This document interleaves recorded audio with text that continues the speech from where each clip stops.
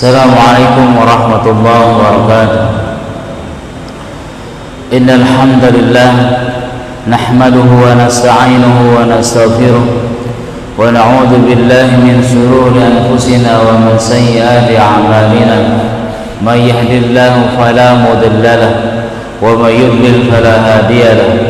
Asyhadu an la ilaha illallah wahdahu la syarika lahu wa asyhadu anna Muhammadan 'abduhu wa rasuluhu la nabiyya ba'dahu.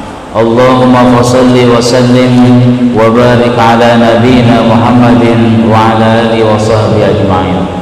Alhamdulillah, bersyukur kepada Allah Subhanahu wa taala, pada pagi hari ini Allah telah membangunkan kita dari kematian kecil kita.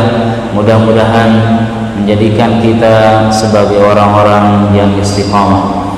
Jamaah yang dirahmati Allah Subhanahu wa taala, insyaallah pada pagi hari ini kita akan melanjutkan kajian rutin tafsir surat Al-Kahfi, dan pada pertemuan yang lalu kita sudah sampai pada ayat 77 dari surat Al-Kahfi.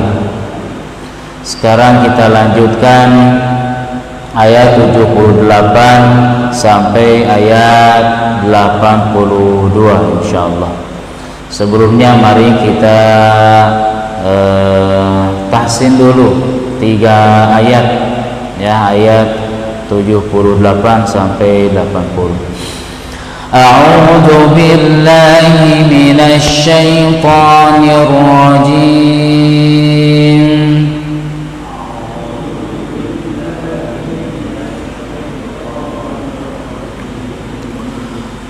Qala hadza firaqu baini wa bainik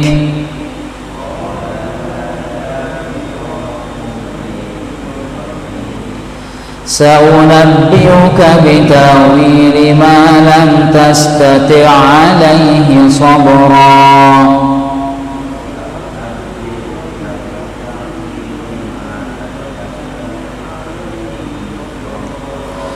أما السفينة فكانت لمساكين يعملون في البحر فأردت أن أعيبها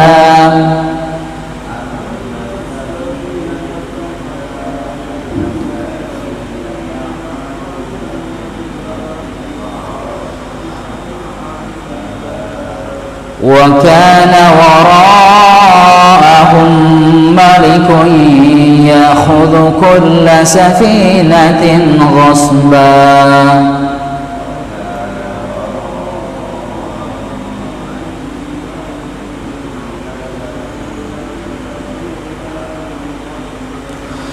وأما الغلام فكان أبواه مؤمنين فخشينا أن يرهقهما طغيانا وكفرا.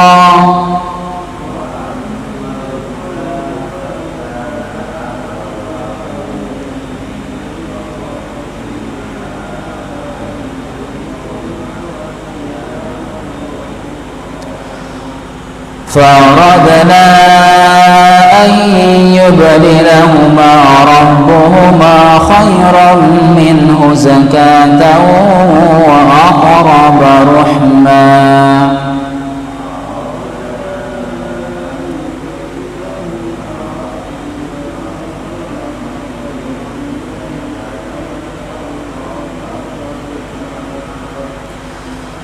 Baik, jamaah yang dirahmati Allah, kita sedang berada di kisah Nabi Musa alaihissalam berguru kepada Nabiullah Khidir alaihissalam.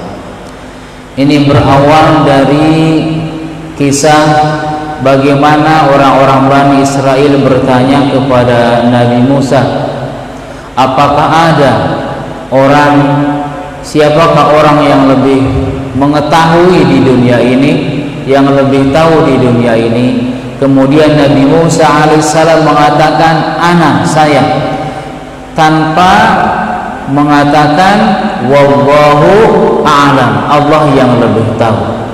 Kemudian Allah menunjukkan bahwa ada orang yang lebih tahu dari Nabi Musa alaihissalam, tempatnya adalah di pertemuan dua laut.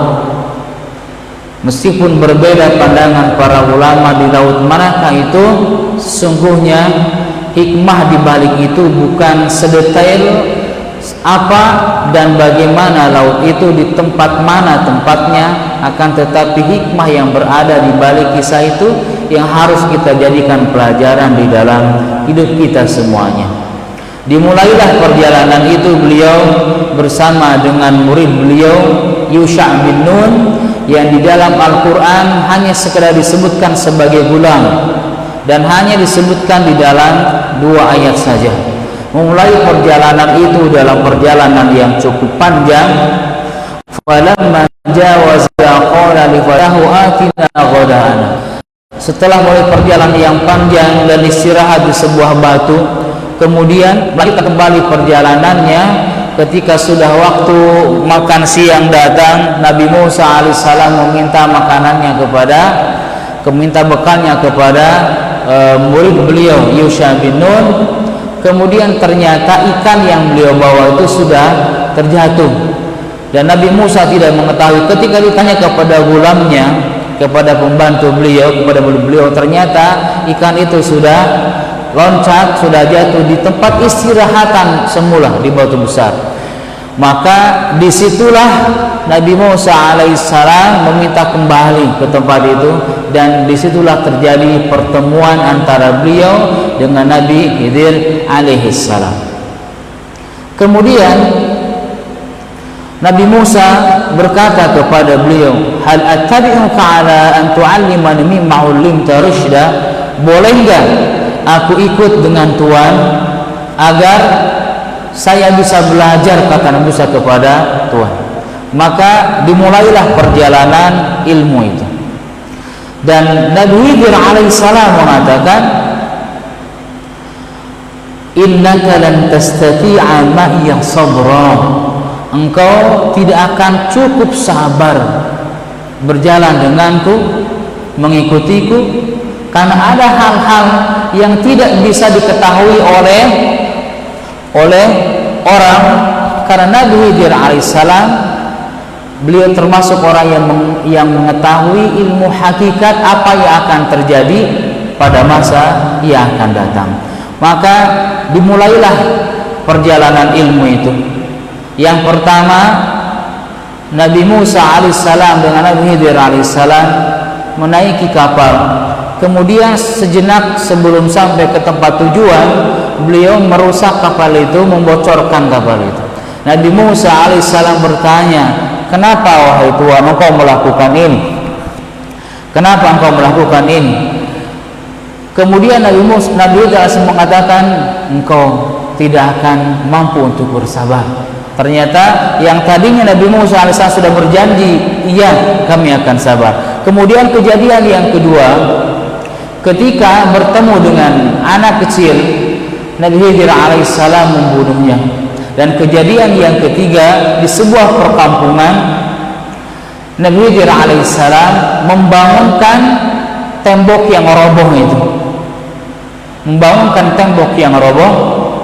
dan Nabi Musa merasa heran juga, kenapa tidak meminta bantuan kepada orang-orang kampung di sana untuk sekedar meminta imbalan dari itu.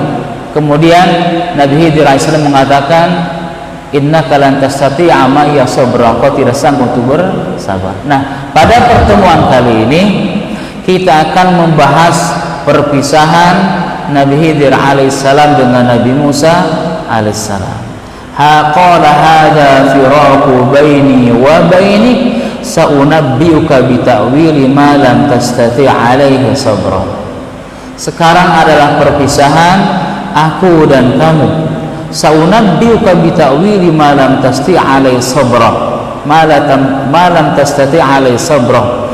Saya akan menyampaikan takwil dari apa yang kemarin kamu tidak mampu untuk bersabar terhadapnya.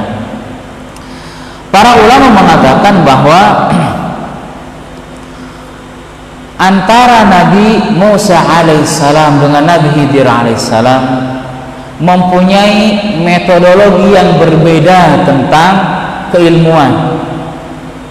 Nabi Khidir alaihissalam diberikan perangkat pengetahuan ilmu ma'rifat yang mengetahui tentang apa yang akan terjadi pada masa yang akan datang dalam berbagai peristiwa. Sedangkan Nabi Musa alaihissalam mengikutinya hanya dari perspektif syariah. Kenapa melakukan ini, kenapa melakukan ini, sesuai dengan zahirnya saja, dan tidak menghukumnya dengan hal-hal yang bersifatnya hakikat apa yang akan terjadi. Ini adalah, kata Imam Asy'arawi, adalah dua metodologi yang berbeda. Kemudian di dalam ayat ini juga memberikan pelajaran kepada kita semuanya bahwa salah satu adab pertemuan dan adab berteman itu adalah ketika akan berpisah, kedua-duanya saling menyampaikan sesuatu yang dia belum paham, sehingga tidak saling mencurigai di antara satu teman dengan teman yang lainnya, di antara satu kelompok dengan kelompok yang lainnya. Disampaikanlah apa yang tersirat dan tersurat dari yang terjadi di antara kedua teman itu. Ini yang terjadi antara Nabi Khidir alaihissalam dengan Nabi Musa alaihissalam. Setelah 3 kejadian yang Nabi Musa tidak mampu memahaminya secara hakikat, kemudian Nabi Khidir alaihissalam menyampaikan itu apa yang terjadi sebetulnya di balik apa yang dia lakukan, yang sesungguhnya secara kasat mata itu tidak sesuai dengan syariat. Karena memang Nabi Musa alaihissalam tidak mengetahui di balik apa yang dilakukan oleh Nabi Khidir alaihissalam. Maka kejadian yang pertama, ammas safinatu fakanat limasakin. Kenapa Nabi Khidir alaihissalam membocorkan kapal yang ditumpanginya bersama penumpang yang lain? Yang kapal ini adalah limasakin. Apa artinya masakin? Bentuk jama dari miskin. Apa itu miskin? Miskin adalah orang yang mempunyai harta cuman tidak cukup untuk memenuhi kebutuhannya. Ini juga sebagai ayat yang memberikan pemahaman kepada kita definisi miskin bedanya dengan fakir. Kalau fakir betul-betul tidak mempunyai harta. Kalau miskin masih ada, cuman tidak cukup untuk kebutuhan sehari-hari. Makanya di dalam ayat zakat bagaimana? Innamas shadaqatu lil fuqara wal masakin wal amili, dan seterusnya. Sedekah itu, zakat itu haknya siapa? Diberikan kepada orang-orang miskin dan orang-orang fakir. Kategori ini memang berbeda, meskipun ada para ulama yang menyamakan antara fakir dan miskin. Kalau sama, Allah Subhanahu wa taala tidak akan menceritakan dua kategori ini. Nyata Allah menyebutkan innamas shadaqatu lil fuqara wal masakin. Yang paling membutuhkan itu adalah orang-orang yang fakir karena memang tidak memiliki. Orang miskin ada sedikit tapi tidak cukup untuk bekal kehidupannya. Jadi yang memiliki kapal itu adalah orang-orang miskin.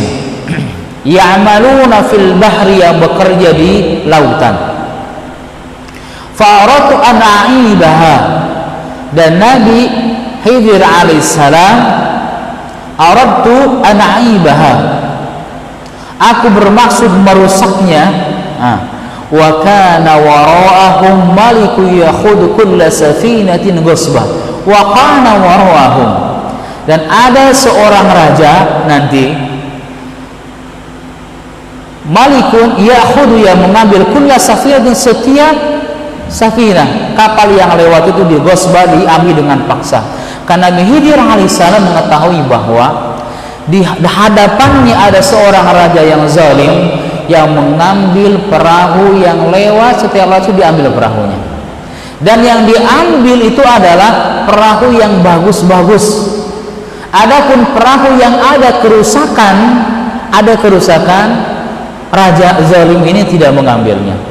Nah, Nabi Khidir alaihissalam melihat bahwa mencegah kemadharatan itu lebih baik daripada apa? Daripada mengambil kemanfaatan. Kemadharatan yang lebih besar. Apa kemadharatan yang lebih besar? Kalau kapal ini diambil oleh raja zalim itu, maka orang-orang miskin yang bekerja di lautan sebagai nelayan ini tidak punya fasilitas lagi nanti untuk mencari harta, gitu ya. Jadi ini adalah dalam rangka menjaga haknya orang-orang miskin tadi. Nabi Musa alaihissalam kan tidak mengetahui apa yang akan terjadi. Ternyata inilah hakikat yang akan terjadi setelah Nabi Khidir alaihissalam merusakkan sebagian kapal itu, agar raja yang zalim itu yang ada beberapa jarak beberapa kilo di depannya itu tidak mengambil kapalnya. Wa kana warahum malikun yakhudhu kulla safinatin ghasba. Wa ammal gulam. Kemudian bagaimana dengan anak kecil tadi itu? Gulam di dalam perspektif ilmu fikih itu adalah anak-anak yang memang belum masuk ke dalam usia balik. Belum masuk ke dalam usia balik. Wa ammal gulam. Adapun anak kecil itu fakana abawahu, maka bapaknya itu, bapak dan ibunya dalam bahasa Arab kalau abawahu dua bapak, bukan berarti dua bapak. Kata abun kan artinya bapak, ini dimusanakan abawahu, dua bapak, maksudnya bapak dan ibu, ya, bapak dan ibu. Mu'minaini, dua-duanya beriman kepada Allah Subhanahu wa taala. Fakhoshina, dan kami merasa khawatir, kami khawatir ayyurhiqahuma tughyana wa kufra. Ayyurhiqahuma, khawatir kalau dia akan memaksa kedua orang tuanya tughyana wa kufra, kepada kesesatan dan kekafiran, kepada kesesatan dan kekafiran. Jadi anak ini yang belum masuk ke usia balik dibunuh oleh Nabi Khidir alaihissalam. Secara syariat dan kasat mata boleh nggak membunuh orang? Ya tidak boleh. Ini merupakan dosa besar, ya. Membunuh dilakukan dengan jalan yang tidak hak. Emang ada membunuh yang hak? Ada. Kapan itu? Kalau membunuh itu adalah merupakan bagian dari hukuman pidana kepada orang yang melakukan kejahatan membunuh orang lain, maka pidananya adalah dibunuh kembali, ya. Itulah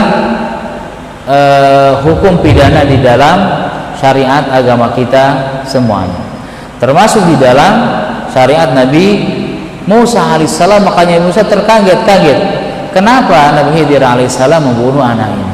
Nah, ternyata anak ini memang Nabi Khidir alaihissalam sudah tahu anak ini bakalan menjadi anak yang kufur, menjadi anak yang tidak beriman kepada Allah Subhanahu wa taala. Sedangkan kedua orang tuanya adalah yang beriman kepada Allah Subhanahu wa taala. Oleh karena itu khawatir nanti anak ini besar kemudian menguasai kedua orang tuanya, mencelakakan kedua orang tuanya, memaksa untuk tidak beriman kepada Allah dan akan mencelakakan kedua orang tuanya, maka dibunuh anak ini. Ibnu Ashur, pengarang kitab At-Tahrir wa Tanwir, mengatakan bahwa setelah itu Allah gantikan anak yang dibunuh ini, orang tuanya ini yang beriman mempunyai anak perempuan yang salehah, yang cantik, yang kelak dinikahi oleh seorang nabi, sehingga mempunyai keturunan dari situ yang soleh, yang soleha, yang membanggakan kepada kedua orang tuanya. Ini rahasia dibalik peristiwa bagaimana Nabi Khidir alaihissalam membunuh anak itu belum balik. Ada sebagian yang mengatakan, Syekh Asarawi mengatakan bahwa dibunuhnya anak ini dalam keadaan belum balik itu lebih baik daripada dia sudah besar begitu. Jika melihat dari perspektif bahwa dia kalau melakukan kejahatan nanti kepada kedua orang tuanya, mengajak kepada kekufuran, maka ketika kecil seperti ini lebih baik daripada nanti sudah besar, sebab belum sampai kepada usia balik. Kalau sudah besar mungkin dia sudah punya dosa, apalagi diprediksi, bukan diprediksi, nanti akan menjadi orang yang kafir, tidak beriman kepada Allah, sudah punya dosa. Ketika belum balik, maka tidak ada beban dosa baginya di hadapan Allah Subhanahu wa ta'ala nanti kalau dia menghadap Allah Subhanahu wa ta'ala. Kemudian di balik kisah Nabi Khidir alaihissalam yang membunuh anak ini adalah bahwa pelajaran ridho terhadap ketentuan dari Allah Subhanahu wa ta'ala sebagai syarat mendapatkan kebaikan balasan yang besar dari Allah Subhanahu wa ta'ala. Dan kedua orang tua ini setelah mendapatkan kabar bahwa anaknya meninggal, ya, beliau ikhlas dan ridho kepada Allah Subhanahu wa ta'ala. Dari rasa ridho ini, menerima ketentuan dari Allah, maka Allah memberikan kebaikan yang besar.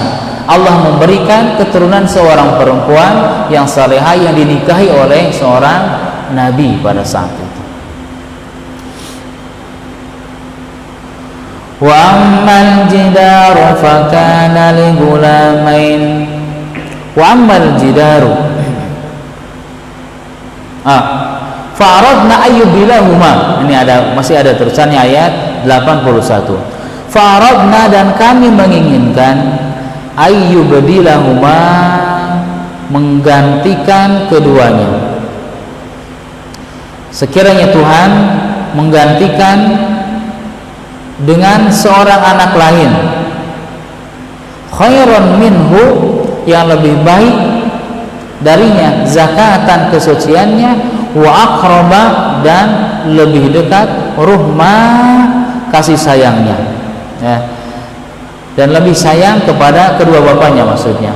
Jadi inilah hikmah dibalik peristiwa yang tadi Allah Subhanahu wa ta'ala menggantikannya dengan anak yang lebih baik, yang sayang kepada kedua orang tuanya.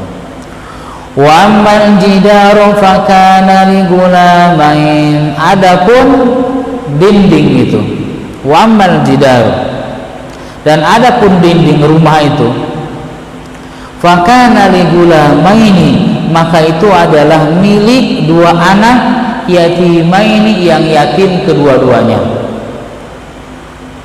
Fil madinati, di kota itu, wa kana tahtahu kanzun, wa kana tahtahu, dan yang di bawahnya, di bawah reruntuhan, di bawah tembok itu, lahuma, bagi keduanya, kanzun, ada tersimpan harta, wa kana abuhu salihah, dan bapaknya ketika masih hidup adalah seorang bapak yang soleh. Lalu kenapa hartanya ditimbun di balik dinding rumahnya itu? Fa'arada rabbuka, maka Rabbmu menginginkan, ayyablugha, kedua-duanya sampai pada masa dewasa, asyaddahuma, pada masa dewasa. Nanti anak yatim ini dua-duanya kalau sudah sampai kepada masa dewasa, wa yastakhrija kanzahuma, dan mengeluarkan hartanya itu dari timbunan di bawah tembok rumahnya itu, rahmatan mir rabbik, sebagai kasih sayang dari Rabbmu, rahmatan mir rabbik. Wa ma fa'altuhu an amri, dan apa yang ku perbuat, ya, an amri, menurut kemauanku sendiri. Dzalika ta'wilu ma lam tasti' alaihi sabra, itu adalah keterangan perbuatan yang kau tidak sabar terhadapnya. Jadi kejadian yang ketiga, kenapa Nabi Khidir alaihissalam membangun kembali, ya, membangun kembali tembok yang sudah runtuh itu. hatta idza ataya ahla qaryatin istat'ama ahlaha. Dimulai dari bagaimana Nabi Khidir alaihissalam datang ke sebuah perkampungan, kemudian mencoba meminta untuk dihidangkan, diminta untuk dijamu dari orang kampung itu. Kemudian fa'abahu, mereka menolak untuk apa? Menolak untuk menjamu Nabi Khidir alaihissalam dengan Nabi Musa. Ayyudaifuhuma fawajada fiha jidaran yuridu ay yanqadha fa'aqama. Kemudian melihat ada dinding yang sudah jatuh di rumah, kemudian dia membangunnya. Ternyata rahasianya adalah bahwa rumah itu milik dua anak yatim yang ditinggalkan oleh seorang bapak yang saleh ketika masih hidupnya.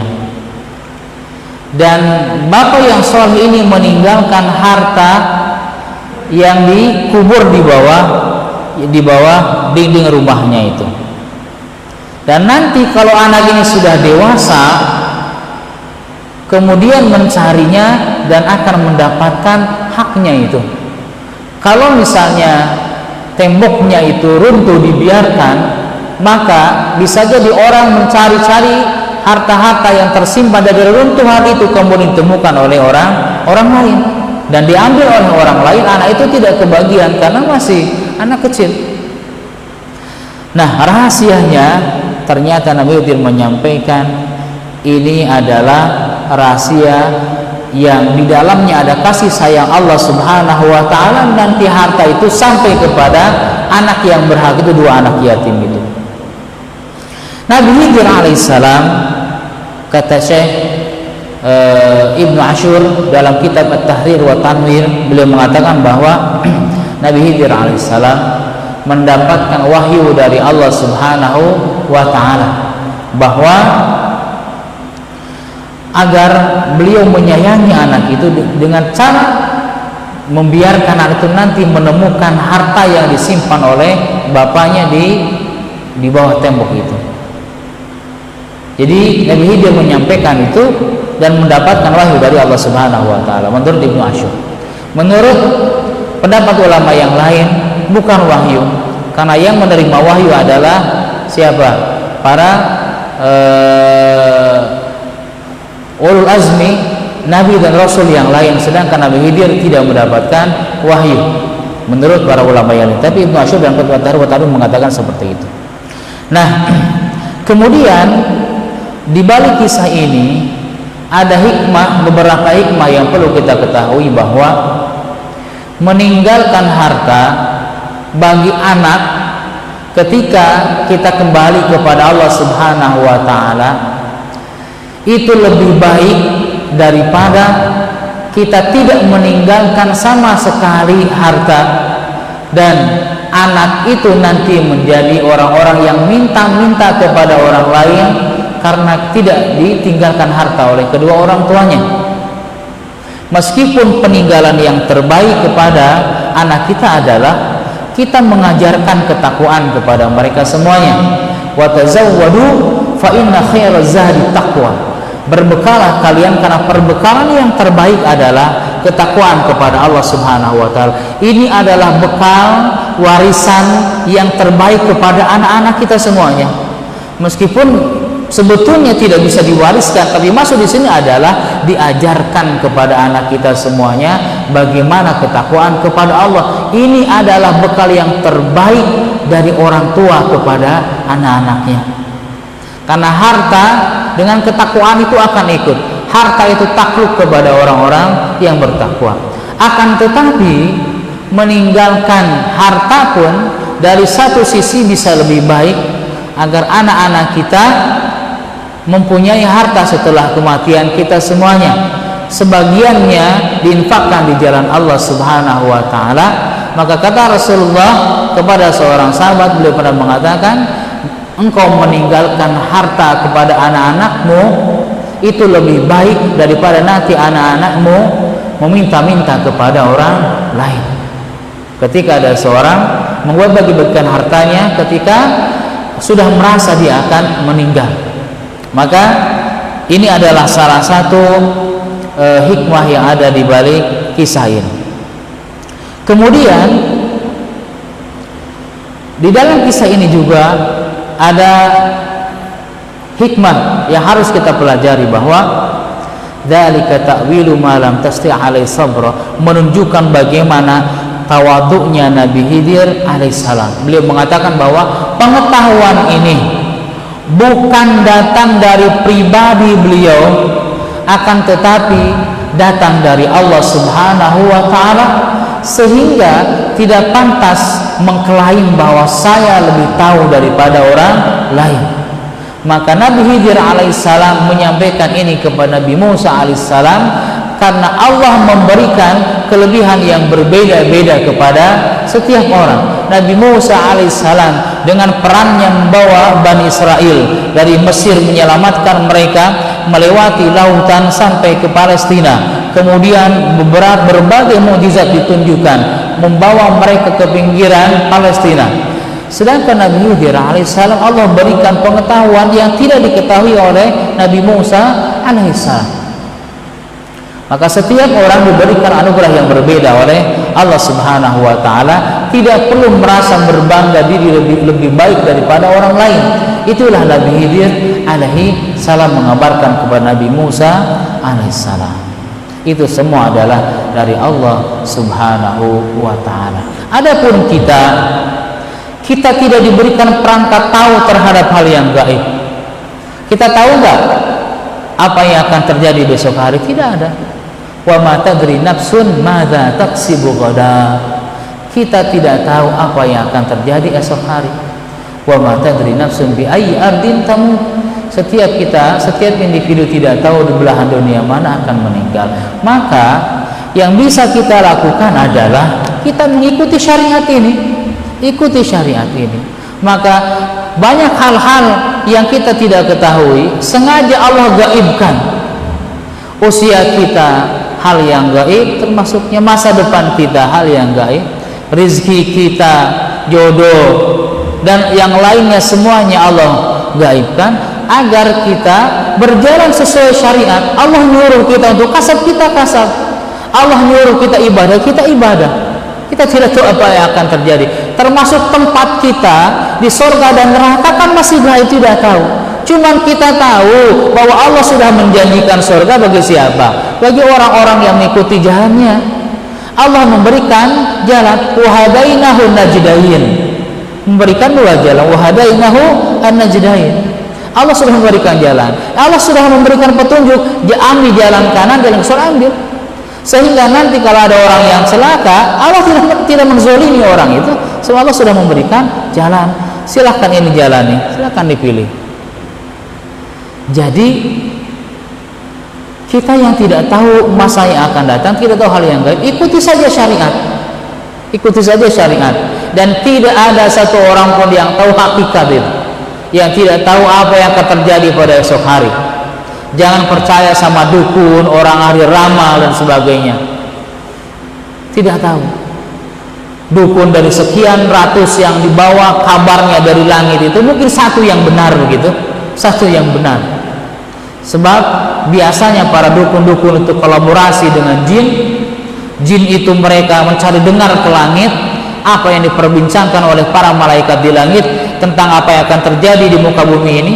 Dari sekian mungkin yang dikabarkan pada dukun itu adalah satu dua yang benar. Seperti halnya dulu ketika Rasulullah SAW akan dilahirkan, para dukun itu diberitahu oleh jin bahwa akan diutus seorang nabi. Itu mereka jin mencari dengar, nguping di mana? Di langit. Maka kita tidak ada itu ilmu-ilmu laduni yang katanya bisa mendengarkan, bisa mengetahui masa yang akan datang. Enggak ada hal yang seperti itu. Kemudian puasa 40 hari, 50 hari tiba-tiba hafal Alfiyah Ibnu Malik, nggak ada itu. Itu biasanya dulu waktu saya masih di pesantren, katanya ada ilmu laduni. Ladun itu bahasa dari kata ya dalam Quran itu min ladunna ilma, ya. Artinya dari sisinya, dari sisi Allah Subhanahu wa taala. Tidak ada orang yang mengetahui masa yang akan datang. Maka kita berjalan saja sesuai syariat. Menurut Allah begini kita lakukan, menurut Rasulnya begini kita lakukan, sesuai dengan Al-Quran sudah ada, hadis sudah ada yang ditafsirkan oleh para ulama, maka ikut saja apa yang diinginkan oleh Allah dan Rasulnya melalui wahyu yang ada dalam Al-Quran dan dijabarkan oleh Rasulullah Sallallahu Alaihi Wasallam. Baik jemaah yang dirahmati Allah, itu yang saya bisa sampaikan pada pengajian pagi hari ini. Insyaallah pekan yang akan datang, jika Allah memberikan umur panjang kepada kita akan membahas kisah yang lain yang ditanyakan oleh orang Quraisy kepada Rasulullah SAW tentang kisah Zulkarnain, tentang kakek ya Zulkarnain, kisahnya di dalam Al-Quran. Ini juga merupakan salah satu kisah yang ditanyakan oleh orang-orang Yahudi tentang benarkah Muhammad ini sebagai nabi. Maka kalau dia benar, tanyakan tentang kisah Ashabul Kahfi, tentang kisah Nabi Hizir, tentang kisah Zulkarnain. Insyaallah kita akan sama-sama bahas pada pertemuan yang akan datang. Baik jemaah yang dirahmati Allah Subhanahu wa taala, mari kita akhiri kajian kita dengan doa. Harapan mudah-mudahan Allah Subhanahu wa taala mengampuni dosa-dosa kita semuanya, menjadikan kita orang-orang yang istiqamah di jalannya. A'udzu billahi minasyaitonir rajim. Bismillahirrahmanirrahim. Alhamdulillahirabbil alamin, hamdasy syakirin, hamdan na'imin, hamdan yu'afi ni'amahu wa yukafi mazidah. Ya Rabbana lakal hamdu kama yanbaghi li jalali wajhika wa 'azimi sultani. Allahumma shalli wa sallim wa barik ala nabiyyina Muhammadin wa ala alihi wa sahbihi ajmain. Ya Allah, ya Rabbana, ampunilah dosa kami, dosa kedua orang tua kami, dosa keluarga kami, dosa anak dan istri kami, dari mulai kami balik ya Rabb sampai kelak kami menghadap-Mu ya Rabbal Alamin. Jadikan kami orang-orang yang husnul khatimah, orang-orang yang Kau bersihkan dari seluruh dosa, baik dengan dosa sesama manusia, hutang-hutang kami dengan sesama manusia, terlebih dosa kami kepada-Mu ya Rabbal Alamin. Allahumma aslih lana dinana alladhi huwa ismatu amrina, wa aslih lana dunyana allati fiha ma'ashuna, wa aslih lana akhiratana allati ilaiha ma'aduna, waj'alil hayata ziyadatan lana fi kulli khair, waj'al mauta rahatan lana min kulli syarr. Ya Allah, perbaiki urusan kami ya Rabbal Alamin, urusan kehidupan kami, pekerjaan kami, ibadah kami kepada-Mu ya Rabbal Alamin. Jadikanlah salat adalah kegiatan yang memberikan kenikmatan kepada kami. Jadikan ta'lim, jadikan silaturahim kami sebagai kegiatan yang menjadikan kenikmatan di dalam hati kami ya Rabbal Alamin. Jadikan setiap sujud kami adalah kenikmatan kepada Engkau ya Rabbal Alamin. Berikan kehusyuan kami dalam ibadah kami ya Allah, dan jadikan tujuan hidup kami hanya untuk mendapatkan keridhaan-Mu ya Rabbal Alamin. Allahumma Rabbana hab lana min azwajina wa dzurriyyatina qurrata a'yun waj'alna lil muttaqina imama. Ya Allah, kami punya anak yang sedang sekolah, yang sedang pesantren jauh dari tempat kami tinggal ya Allah. Engkau Maha Kuasa untuk membimbing anak kami. Berikanlah ilmu yang bermanfaat kepada anak-anak kami. Jadikan anak-anak kami yang berilmu, saleh dan mengamalkan ilmunya, sehingga kelak menjadi qurratu ain, kebanggaan terhadap kami kedua orang tuanya, yang menjadi sumber pahala kelak di sisi-Mu ya Rabbal Alamin. Allahumma Rabbana atina fid dunya hasanah wa fil akhirati hasanah wa qina adzabannar. Wa sallallahu ala nabiyyina Muhammad wa ala alihi washabihi wasallam. Subhana rabbika rabbil izzati amma yasifun wa salamun ala mursalin walhamdulillahi rabbil alamin. Kurang lebihnya mohon maaf. Terima kasih. Kita akhiri dengan doa penutup majlis. Subhanakallahumma wa bihamdika asyhadu an la ilaha illa anta astaghfiruka wa atubu ilaik. Assalamualaikum warahmatullahi wabarakatuh.